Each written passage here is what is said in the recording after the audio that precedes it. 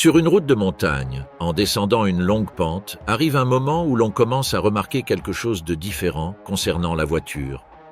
Vous continuez à freiner, mais le véhicule semble réagir différemment.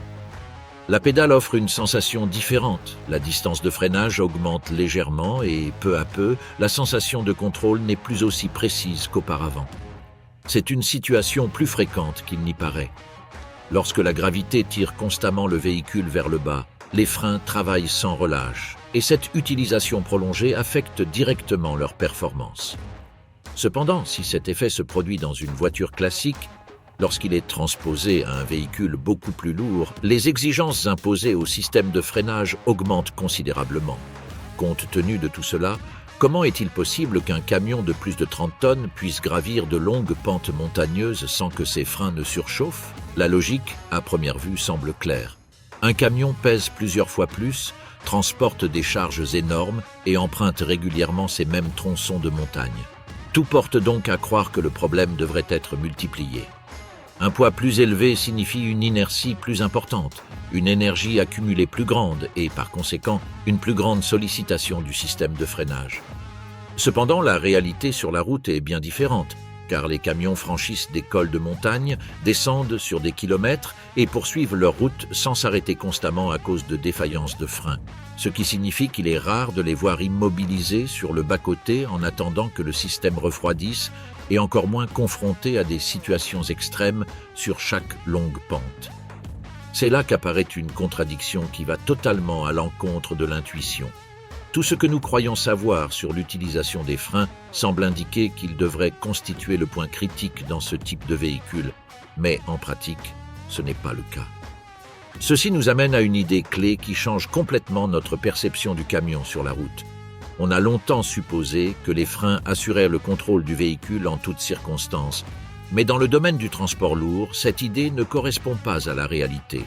Compte tenu de tout cela, quel système est réellement responsable du contrôle d'un camion lors d'une descente sur plusieurs kilomètres sans perte de contrôle? Pour comprendre cela, il faut partir de la logique qui nous permet d'interpréter le fonctionnement de tout véhicule. En conditions normales, le moteur génère le mouvement, tandis que les freins se chargent de réduire la vitesse ou d'arrêter le véhicule, un système qui fonctionne parfaitement au quotidien, où les interventions sont généralement brèves et peu fréquentes.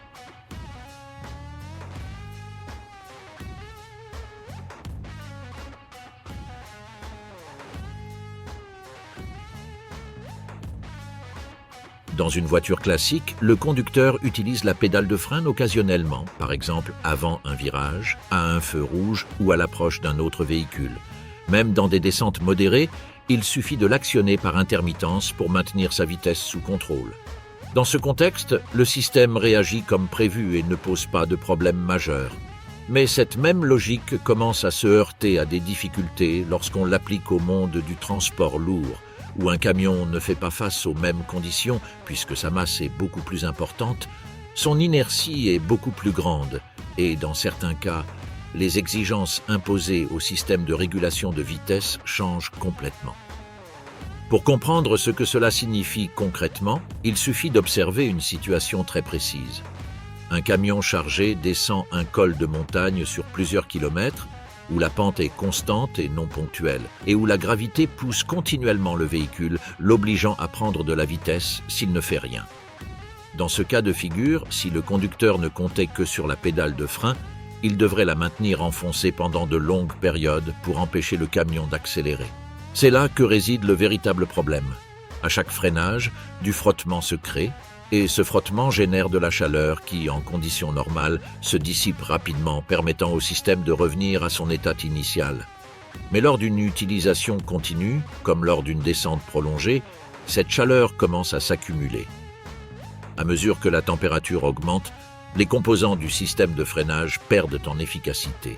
Le comportement des garnitures de frein se modifie, la réponse de la pédale change et la capacité du véhicule à s'arrêter diminue progressivement.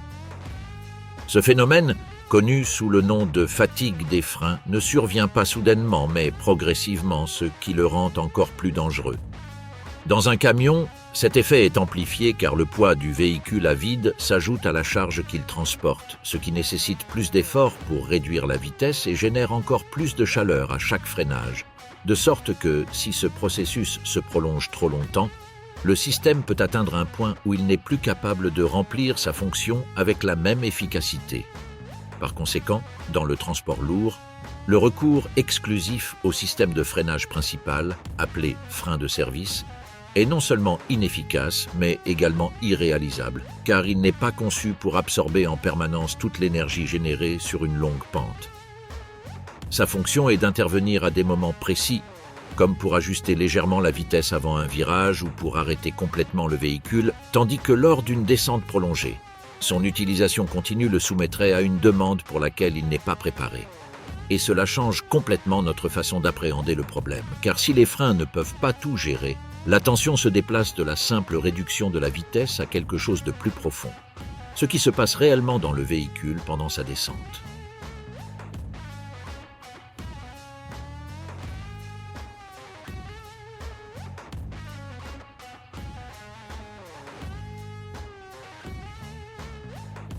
Dans ce contexte, le véritable défi ne réside pas dans le freinage, mais dans la gestion de toute l'énergie générée durant la descente.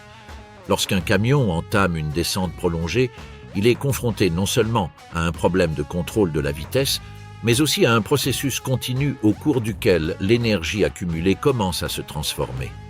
Chaque fois qu'un véhicule se trouve au sommet d'une montagne, il accumule une forme d'énergie imperceptible à l'œil nu, mais directement liée à l'altitude à laquelle il se trouve et au moment où il entame sa descente. Cette énergie ne disparaît ni ne diminue d'elle-même, mais se convertit en mouvement. Lorsque le camion descend la pente, la gravité agit constamment, le poussant vers l'avant, non pas comme une impulsion unique, mais comme une force continue qui, seconde après seconde, ajoute de l'énergie au système, de sorte que, sans contrôle, le véhicule continuerait d'accélérer progressivement. C'est là que notre compréhension du problème change radicalement. Car il ne s'agit pas simplement de réduire la vitesse à un instant précis, mais de gérer un flux constant d'énergie qui pénètre dans le véhicule pendant sa descente. Dans une voiture, ce phénomène existe déjà, mais il passe souvent inaperçu car les pentes sont moins raides ou le poids moindre. En revanche, dans un poids lourd, l'effet est beaucoup plus marqué. L'énergie transformée en mouvement est considérable et, surtout, elle ne cesse d'augmenter avec la pente. Dans ce contexte, si le camion doit rester sous contrôle, toute cette énergie doit bien aller quelque part, car elle ne peut pas s'accumuler indéfiniment sans provoquer une accélération incontrôlée, ni disparaître d'elle-même, puisque les lois de la physique ne fonctionnent pas ainsi. C'est là que les freins entrent en jeu avec un rôle fondamental, quoique limité, car lorsque le conducteur appuie sur la pédale, il transforme une partie de cette énergie en chaleur par friction. Un processus efficace, mais avec une limite claire. Et si l'apport d'énergie reste constant, comme c'est le cas lors d'une descente prolongée, le système commence à être submergé. Il ne s'agit pas d'un défaut de conception, mais d'une limitation physique, car les freins peuvent transformer l'énergie. Mais ils ne sont pas conçus pour absorber en permanence toute l'énergie générée dans une telle situation. Il arrive donc un moment où la chaleur accumulée réduit leur efficacité, exactement comme nous l'avons vu précédemment. Et c'est là que réside le véritable problème. Le défi n'est pas d'arrêter le camion à un moment précis, mais d'empêcher que ce flux d'énergie constant ne surcharge le système. Car si le recours exclusif aux freins n'est pas envisageable, il doit exister un autre moyen de contrôler ce flux continu d'énergie. Un système capable d'absorber ou de dissiper cette chaleur sans générer de surchauffe susceptible de compromettre la sécurité du véhicule. Et c'est là qu'intervient la pièce maîtresse suivante du puzzle. Car si les freins de service ne peuvent pas tout gérer, quel système à l'intérieur d'un camion est capable de contrôler cette énergie sans la convertir directement en chaleur ? Elle ne se trouve pas dans un système externe ou un composant caché, mais dans quelque chose que nous tenons tous pour acquis lorsque nous pensons à un véhicule, mais que nous considérons rarement de ce point de vue. Le même moteur qui propulse le camion vers l'avant peut également servir de frein. À première vue, cette idée peut sembler contradictoire car nous avons l'habitude de considérer le moteur comme la source du mouvement, l'élément qui génère la force nécessaire pour déplacer le véhicule. Cependant, dans certaines conditions, ce même système peut s'opposer au mouvement et aider à contrôler la vitesse sans avoir constamment recours aux freins principaux. Cela se produit lorsque le conducteur cesse d'accélérer et rétrograde. À ce moment-là, le moteur cesse de propulser la roue et commence à opposer une résistance. Ces composants internes, en tournant, génèrent une opposition naturelle au mouvement qui est transmise directement aux roues. Il en résulte un effet très particulier. Le camion continue d'avancer, mais il est retenu par cette résistance interne, non pas par un freinage soudain ou momentané, mais par une contrainte constante qui agit continuellement pendant la descente du véhicule. Imaginez un camion descendant une longue pente. Ce comportement prend alors tout son sens.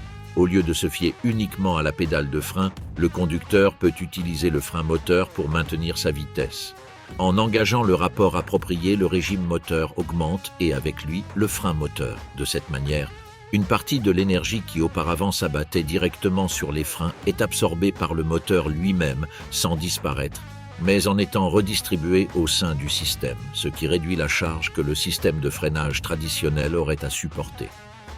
Cela change complètement la dynamique de la descente, puisque le camion n'a plus besoin de freiner constamment pour éviter d'accélérer, le moteur fonctionnant en arrière-plan et limitant naturellement la vitesse du véhicule. De plus, ce processus dépend non seulement du système mécanique, mais aussi des actions du conducteur. Choisir le bon rapport n'est pas un détail, mais une décision cruciale pour maintenir la maîtrise du véhicule dans les situations difficiles. Une erreur de sélection peut empêcher le moteur de fournir un frein moteur suffisant, obligeant le conducteur à utiliser les freins plus que nécessaire. Pour autant, bien que le frein moteur représente une solution fondamentale, il ne constitue pas une réponse complète, car sa capacité de maintien a des limites et dépend de facteurs tels que la pente, le poids du camion, voire le type de moteur. Ainsi, lors de longues descentes de plusieurs kilomètres ou sur des pentes soutenues qui obligent le véhicule à prendre constamment de la vitesse, cette résistance peut ne pas suffire à absorber toute l'énergie générée. C'est à ce stade que le problème réapparaît, car si le moteur contribue au freinage du camion mais ne peut pas toujours le faire seul dans les conditions les plus exigeantes, la question reste ouverte de savoir quels autres systèmes permettent de contrôler toute cette énergie sans que les freins ne surchauffent. Dans les scénarios où la pente ne laisse aucun répit, avec des kilomètres de descente continue, des virages enchaînés et un camion chargé à bloc qui doit maintenir une vitesse stable sans aucune marge d'erreur, cette limitation cesse d'être théorique. Dans ces conditions, il ne suffit pas de laisser le moteur tourner car la demande est constante et ce qui semblait auparavant une solution suffisante commence à montrer ses limites. Le conducteur a tout fait correctement. Il a rétrogradé, réglé le moteur sur une plage de régime offrant un frein moteur maximal et a gardé le contrôle sans abuser de la pédale de frein. Ainsi, pendant un moment, le système réagit et le camion descend de manière contrôlée, sans accélération incontrôlée. Mais la pente persiste, le poids continue de pousser et l'énergie mise en jeu ne diminue pas. C'est à ce stade que cette stratégie commence à montrer ses limites, car le frein moteur n'est pas une solution infinie. Et sa capacité à s'opposer au mouvement dépend de facteurs très spécifiques tels que le rapport de transmission, le régime moteur, la pente du terrain et, surtout, le poids total du véhicule. Ainsi, lorsque ces variables se combinent dans des conditions exigeantes, il arrive un moment où le frein moteur n'est plus suffisant pour contenir complètement l'accélération. Le camion commence à demander plus d'énergie. Non pas parce que le système est défaillant, mais parce que la quantité d'énergie produite dépasse les capacités d'un seul mécanisme. Et c'est là qu'un changement fondamental s'opère dans notre compréhension de ces véhicules. Un camion ne dépend pas d'une solution unique pour contrôler ses mouvements. Il est conçu comme un ensemble de systèmes qui se soutiennent mutuellement, notamment lorsque les exigences sont constantes. Lorsque le moteur atteint ses limites en tant qu'élément de freinage, d'autres mécanismes entrent en jeu, dont la fonction n'est pas de freiner au sens traditionnel du terme, mais d'absorber cette énergie de manière contrôlée. Parmi ces systèmes, les ralentisseurs se distinguent. Ces dispositifs sont spécifiquement conçus pour fonctionner dans des situations comme celle-ci. Contrairement aux freins conventionnels, ils ne reposent pas sur un contact direct entre les surfaces pour générer du frottement. Son fonctionnement repose sur la création d'une résistance interne qui s'oppose à la rotation du système de transmission, transformant l'énergie du mouvement en une autre forme pouvant être dissipée sans compromettre l'efficacité de l'ensemble. Dans le cas des ralentisseurs hydrauliques, par exemple, la résistance est générée par un fluide circulant à l'intérieur du système. Lorsque l'arbre tourne, ce fluide s'oppose au mouvement, absorbant continuellement de l'énergie. Dans les systèmes électriques, le principe est différent, mais l'objectif est le même. Convertir une partie de l'énergie du mouvement en une forme qui peut être gérée sans recourir à l'usure directe des freins.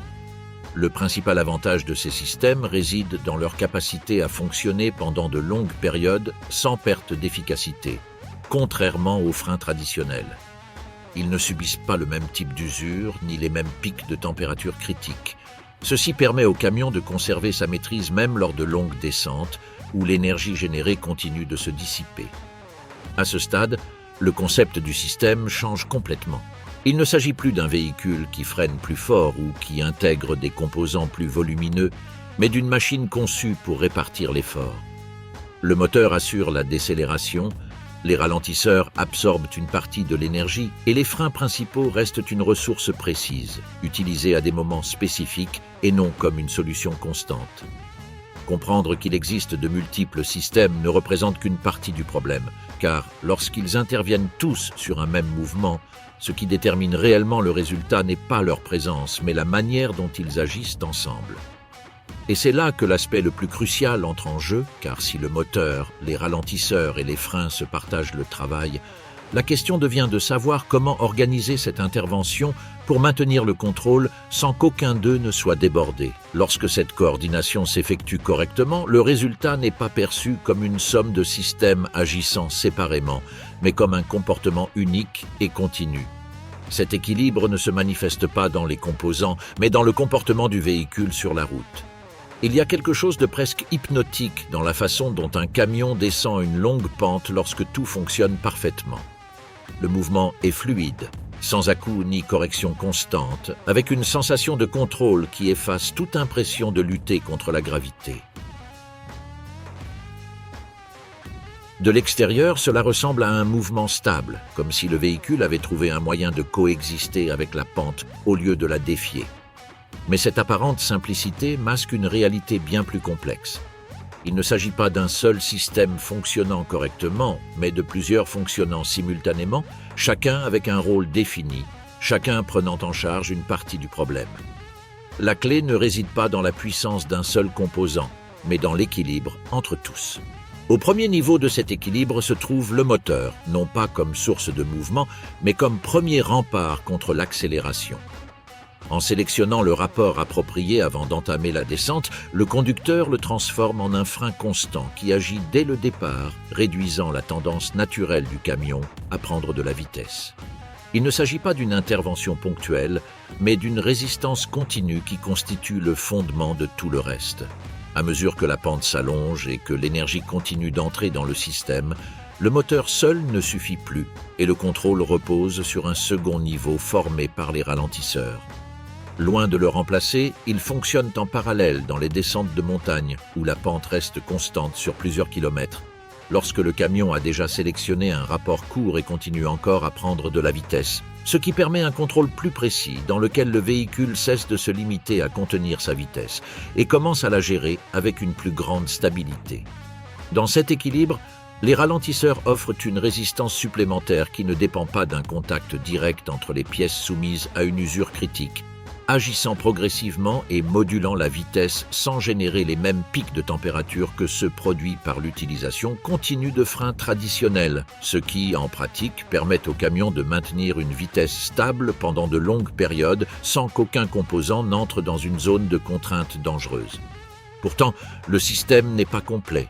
Il existe un troisième niveau réservé à des moments précis, les freins.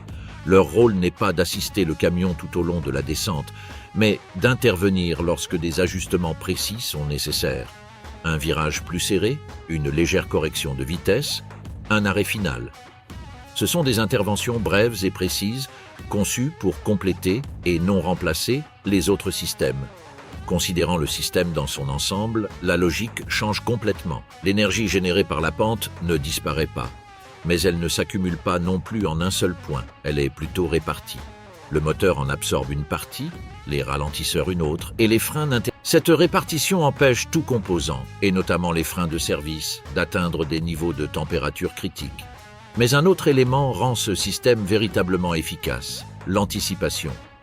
Rien ne fonctionne correctement si la bonne décision n'est pas prise avant d'entamer la descente. choisir le bon rapport, activer les systèmes au moment précis, comprendre le terrain. Tout cela fait partie d'un même processus. Le camion est conçu pour gérer l'énergie, mais c'est le conducteur qui décide comment et quand activer cet équilibre. Si l'on imagine une descente complète, la séquence est claire. Le camion entame la descente en première vitesse, ce qui active le frein moteur. La vitesse reste maîtrisée, mais la pente se poursuit. Puis, progressivement, le ralentisseur s'enclenche, absorbant l'énergie excédentaire que le moteur ne peut gérer seul. Le système se stabilise. Et ce n'est qu'à des moments précis, lorsque la voie l'exige, que les freins interviennent brièvement pour ajuster précisément la vitesse. Ce qui apparaît de l'extérieur comme une simple descente est en réalité un processus continu de gestion de l'énergie. Il n'y a ni improvisation, ni dépendance à un système unique, ni surcharge inutile. Tout est conçu pour répartir l'effort et maintenir un contrôle constant. Et c'est là que l'idée de départ est complètement réfutée. Les freins des camions n'évitent pas la surchauffe parce qu'ils sont extraordinairement résistants, mais parce qu'ils ne sont pas conçus pour tout faire. Ils travaillent moins, interviennent plus efficacement et font partie d'un système qui sait gérer l'une des forces les plus inévitables sur la route, la gravité. Voilà le vrai secret. Non pas la force, mais l'équilibre. Et c'est peut-être là que tout change. Car, une fois compris comment les forces se répartissent, comment l'énergie est allouée et comment chaque système intervient à son moment précis, il n'est plus pertinent de considérer un camion comme une simple machine lourde descendant une route. Ce que nous observons réellement est quelque chose de beaucoup plus subtil, un équilibre en mouvement. Il n'y a pas de confrontation directe avec la pente, pas de lutte constante contre la gravité. Ce qui se produit est plus subtil. Le véhicule ne cherche pas à s'imposer, mais plutôt à s'adapter. Chaque décision, chaque système mis en œuvre, s'inscrit dans une logique qui ne cherche pas à vaincre l'environnement, mais à s'y intégrer sans en perdre le contrôle. Et cela change complètement votre perception. Il est facile de négliger ce genre de détails. Ils sont conçus précisément à cet effet, pour que tout fonctionne parfaitement. Mais c'est dans ce fonctionnement silencieux que réside le véritable savoir-faire d'ingénierie. Non pas dans ce qui est spectaculaire, mais dans ce qui ne fait jamais défaut. Et si vous êtes arrivé jusqu'ici, ce n'est pas un hasard. Cela signifie que le fonctionnement de ces machines éveille votre curiosité. Quelque chose qui va au-delà des apparences. Quelque chose qui vous invite à comprendre ce qui passe généralement inaperçu.